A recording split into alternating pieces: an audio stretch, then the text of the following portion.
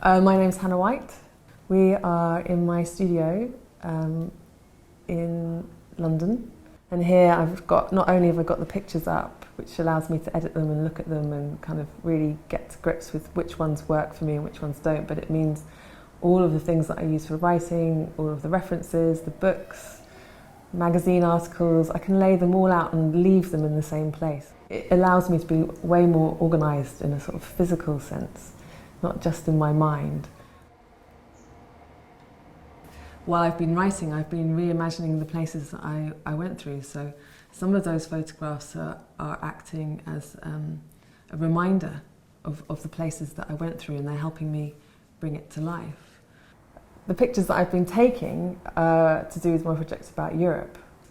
I started a year after the referendum result. The disadvantage was that I didn't know how to use the camera, the format, I didn't understand about light. I didn't even really know about focusing or how close to stand or any of those things. I got better at doing it, I got better at setting the camera up. And I also realised, one of the big mistakes was that because I was on a bicycle and I was just moving through places, it didn't allow me to stop in a village and go around and really talk to people and take 20 shots. I might take one or two, and as the research went on and as I got into it more and I understood more what it was that I wanted to get out of it, I started going back to places over and over again and stopping people more and more and spending more time in places so that I could really get a more intimate knowledge of the area and also the people then that I was capturing.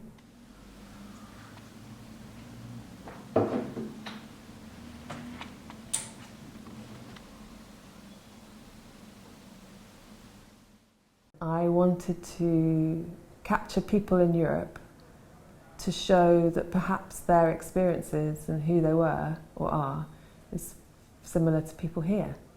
After Brexit, after the referendum, after the election of Trump, this idea about experts was really out of favour. Somehow I didn't want to come at it from an authoritative position, that I felt that I knew all the answers before I began, and that I really wanted to listen to what people had to say, and I didn't want to take a side, because again I didn't want to frame it in yes it's all good or no it's all bad. I wanted to look for some of those grey areas. I had to interrogate what I felt about Europe, and it wasn't until literally a couple of years into doing this research that I really understood that my understanding of Europe was a romance. It was like a construct of a romantic idea of what it was to go to Europe, to go on holiday, the places that I enjoyed going, the sort of ideas of the lifestyle. It was my romantic version of it. And there are reasons for that.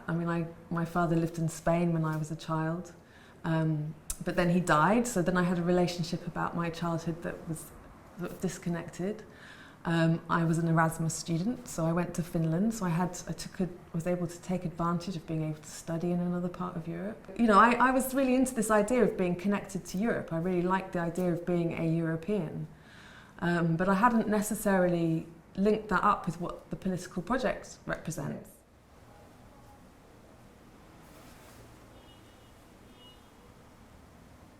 I realised what I was really doing was writing about identity.